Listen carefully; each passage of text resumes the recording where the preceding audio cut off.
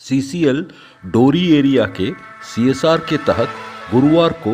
डोरी GM colony स्थित महिला क्लब के प्रांगण में 14 पंचायतों के बीच 170 सिलाई मशीन का वितरण किया गया। इस उपलक्ष्य में विधायक जयमंगल सिंह ने कहा कि कोल इंडिया एक महारत्न कंपनी है। सीसीएल कोलियरी के आसपास के गांवों में मूलभूत सुविधा उपलब्ध कराए। जीएम श्री अग्रवाल ने कहा कि सीसीएल कोयला उत्पादन के साथ साथ अपने सामाजिक दायित्वों के निर्वहन को लेकर भी संकल्पित है। शिक्षा, पेयजल सहित अन्य कई क्षेत्रों में समाज से जुड़कर आसपास के क्षेत्रों में रहने वाले ग्रामीणों को सहयोग किया जा रहा है। इसी कड़ी में आज पंचायतों को जो सिलाई मशीन प्रदान किया गया है उसका सामूहिक रूप से इस्तेमाल कर जो ज़रूरतमंद हैं उन्हें सिलाई कढ़ाई का प्रशिक्षण दिलाएं ताकि उनकी जीविका का ये साधन बन सके।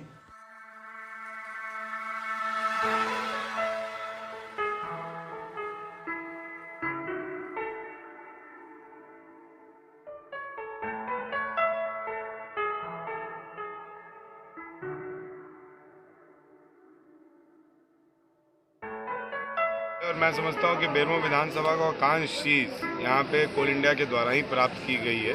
और आगे भी ये जो परिवार का जो संबंध है, एक जनता और एक प्रशासन के बीच में, एक अधिकारियों के बीच में जो संबंध है वो बना रहे, यही कामना करता हूँ। और आगे भी जितना ज़्यादा हो सके सीसीएल के द्वारा सीएसआर के माध्यम से विभिन्न योजनाओं को जितना धरातल पर उतार कर हम लोग काम करें तो राज्य सरकार को भी एक अपनापन लगेगा और राज्य सरकार भी ज़्यादा अच्छे ढंग से और ज़्यादा मेहनत से केंद्र सरकार के द्वारा जो कोल इंडिया का सौगात हमारे झारखंड राज्य में दिया गया है उसको जो दिक्कतें आ रही हैं, जो समस्याएं आ रही हैं, उसको धरातल पर उतार कर उसका संविधान ढूंढने का काम करेगी। तो मैं समझता हूं कि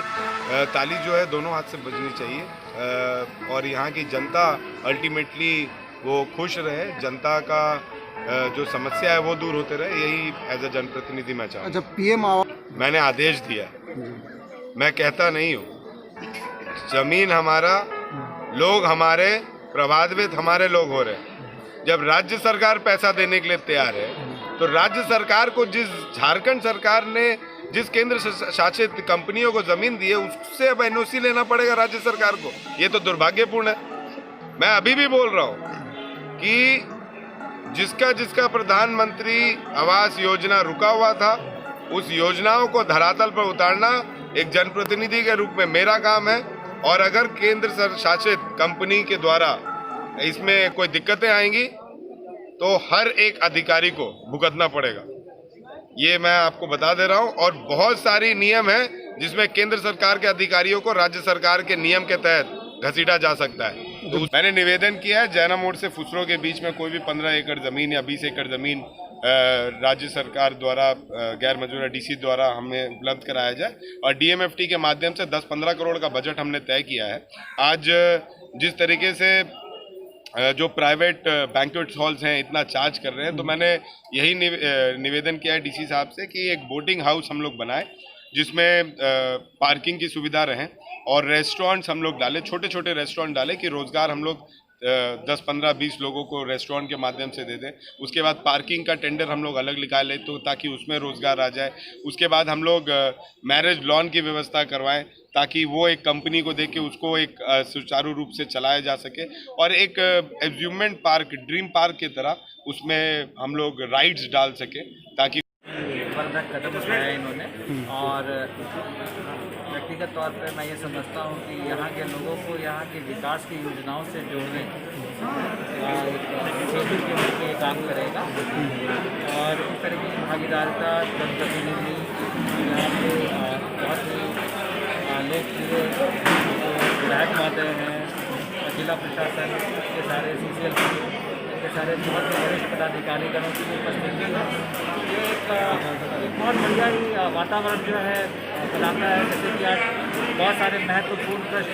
विधायक महोदय ने जैसे प्रधानमंत्री आवास के लिए पूछा, इंदिरा आवास के लिए, घर के लिए, जमीन के लिए, बिजली के लिए और सीसीएल भी अपनी ओर से पूरी तरह से प्रयासरत है। तो मेरा मानना है कि यहाँ जितने भी लोग, जितने भी स्टेक होल्डर्स उपस्थित हैं हम सभी का एक ही समेकित प्रयास है कि हम लोग किस तरह से अपने विकास को अगली पायदान पर लेकर जाएं, और इसके लिए मैं यहाँ के सभ्य जनता को बहुत बहुत धन्यवाद बधाई देता हूँ कि इस कार्यक्रम को सफल बनाने के लिए और सभी लोगों का बहुत अच्छा प्रयास। सीसीएल बिल्कुल होगी, सीसीएल का कभी ऐसा सोच नहीं रही है कि ज़मीन नहीं देनी है। हमारी कल एक मीटिंग हो रही है जिसमें कि हमारे विधायक महोदय की अध्यक्षता में उस मीटिंग को हम लोग करेंगे, और यहाँ के जो भी स्थानीय मुद्दे हैं या पीएम आवास से संबंधित जो भी मुद्दे हैं या फिर जो भी भारत सरकार का निर्देश, राज्य सरकार का गाइडलाइन, तो मुझे नहीं लगता कि इसमें बहुत कोई समस्या है। अगर किसी प्रकार का कम्युनिकेशन गैप हुआ उसको हम लोग कल जो है बैठ के सॉल्व करेंगे, और जहाँ पॉसिबल है, क्योंकि अरमों क्षेत्र में हमने कोशिश किया इस तरीके का जो है बंदोबस्ती करने का, तो वहाँ भी कुछ ग्रामीणों का विरोध था कि सभी लोग यहीं आके बाहर के लोग, बहुत सारी चीज़ें हैं लोकल बुनियादी चीज़ें, उसको हम लोग कल रिजॉल्व करेंगे। आज ये एक मेगा फंक्शन अपने क्षेत्र के 14 पंचायत में हम सिलाई मशीन का वितरण कर रहे हैं। यह सिलाई मशीन 14 पंचायत और हर पंचायत को 12-12 सिलाई मशीन वितरण किया जाएगा। इस कार्यक्रम में हमने यहाँ के प्रतिनिधि एमएलए को इनवाइट किया है, हमारे डीसी साहब इसमें आ रहे हैं, और सभी सीओ, बीडीओ, एसडीएम, थाना प्रभारी और हमारे क्षेत्र के एसीसी, वेलफेयर आदि सभी यूनियन के मेंबर्स हैं, और सभी 14 पंचायत के मुखिया अपने कम से कम 5 मेंबर, 6 मेंबर लेडीज़ मेंबर के साथ आए हैं, और इनको सिलाई मशीन वितरण करके इससे इनको क्या लाभ होगा इसके बारे में भी जिला स्तरीय एक संगठन ने इनके बारे में, अभी आप लोगों ने देखा कि माइक से सब कुछ इनसे इंटरेक्शन कर रहे हैं। कल मैंने जब डीसी साहब को इनको निमंत्रण देने गए थे, तो उन्होंने, उनका बहुत बड़ा कंसर्न था कि सिलाई मशीन तो आप वितरण करेंगे, बहुत अच्छा काम कर रहे हैं, लेकिन इसको रोज़गार से कैसे जोड़ेंगे। तो इसको रोज़गार से जोड़ने हेतु रोज़गार जो संस्था हमारे जिला स्तर की, झारखंड स्तर की संस्था है जो रोज़गार से जुड़ती है, उस संस्था के भी लोगों को हमने इनवाइट किया है, और वो एक एक मेंबर को, जो गांव 14 पंचायत से लेडीज़ आई उनको समझा रहे हैं कि कैसे इससे रोज़गार से न जुड़े। इस तरह से इस प्रोग्राम को हम लोगों ने रोज़गार उन्मुखी मनाते हुए, और एक एक महिला को, एक एक मुखिया को और हमारे सभी रैयतों, ग्रामीणों को इसका लाभ कैसे मिले, इस नज़रिए से हमने इस प्रोग्राम को आयोजित करने का अपने धोरी क्षेत्र सीसीएल में, जो कि हमारे CSR कार्यक्रम के तहत ये हो रहा है, और हमारे क्षेत्र, हमारे सीसीएल कंपनी के जो मुखिया माननीय हमारे CMD PM प्रसाद साहब हैं, उनके निर्देशन में सारा यह CSR का काम और जितना भी इस तरह के कार्यक्रम होते हैं हम लोग करते हैं। और आगे भी आपको मैं बता दूं कि आने वाला 29 तारीख को, जो कि झारखंड सरकार का 1 वर्ष हो रहा है, और अलग अलग संस्था इसमें इस तरह के कार्यक्रम, उस दिन पुनः हम लोग इसी तरह का और एक मेगा कार्यक्रम करेंगे। देखिए, मैं बता दूं कि CSR के तहत हमारी कंपनी बहुत कुछ कार्य करती है, और इस कार्यों का मेन मतलब होता है कि हम जो कोयला, हमारा मुख्य उत्पादन बिंदु रहता है, उत्पादन केंद्र है, कोयले के उत्पादन के साथ साथ इस क्षेत्र में जो भी कोयले के उत्पादन से लाभान्वित हो रहे हैं उनको रोज़गार मिले। जैसे सिलाई मशीन एक ऐसा सेक्टर है कि इसमें महिला शक्ति का भी विकास हो, तो हम लोग इस तरह के कार्यक्रम बराबर करते रहते हैं, और सभी हम पत्रकार बंधु को, अपने